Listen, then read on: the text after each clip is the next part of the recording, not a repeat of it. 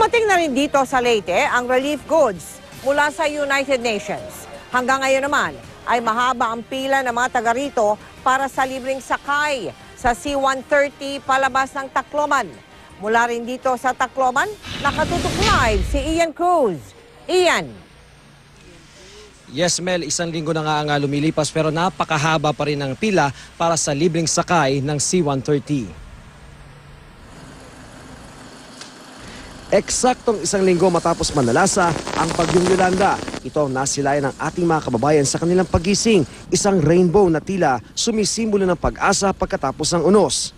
Pero para sa ilan, mahirap umasa kung kahit saan ka lumingon, may magpapaalala sa iyo ng trahedya. Hindi ko alam kung anong ibig sabihin na naman yan. Nagkaroon ba kayo ng pag-asa dahil dun sa nakita niyo yung rainbow? Wala. Wala rin po. Wala. Bakit po wala? Wala naman ano dyan. Wala naman ibig sabihin yan. Sa dami ng gustong umalis, hindi na matapos-tapos ang tatlong pila para sa libreng sakay sa C-130 plane. Isa sa kanila ang mag-inang Melissa at baby Darwin. Ito na yung eroplano, halos katabi na natin. Siyempre po tuwang-tuwa kasi siyempre sa wakas, di ba, natapos na yung kalbaryo. Ito na, makakasakay na kayo, makakauwi na kami. Nang makapasok sa loob ng cargo plane ng Philippine Air Force, pakiramdam daw ng mga tao, ganap na silang ligtas. Komportable na dahil naligtas na kami dahil sa aming lugar marami nang namamatay.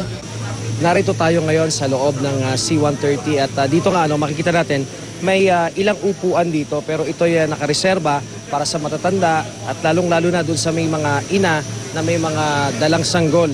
At dito naman makikita natin wala na kasing upuan dito. Nakatayo lamang ang mga pasahero. Pero kahit nakatayo sila, makikita natin kahit papaano may sigla na sa kanilang mga muka dahil nga matapos nga yung unos, sa wakas ay makakaalis na sila ng Tacloban. Kahapon, saksi kami kung paano nagtiis at hindi umalis sa pila ang mga tao kahit pa bumuhos ang ulan. Ang ilan, inabot na raw ng 4 na araw sa pagpila. May ilang nagreklamo sa mga nakakasingit sa pila pero nauna nang sinabi ng AFP na pantay-pantay ang lahat. Kanina, dumating ang Swedish Air Force dala ang mga gamit at relief goods ng United Nations. Aminado si Sebastian Rhodes Tampa ng UN Office for the Coordination of Humanitarian Affairs. Mahirap talaga ang relief operations sa lawak ng pinsala. What we've got to do now, we've got to get more rice in, we've got to get more biscuits in. We need to work with DSWD to repackage those and get them to the people in Tacloban.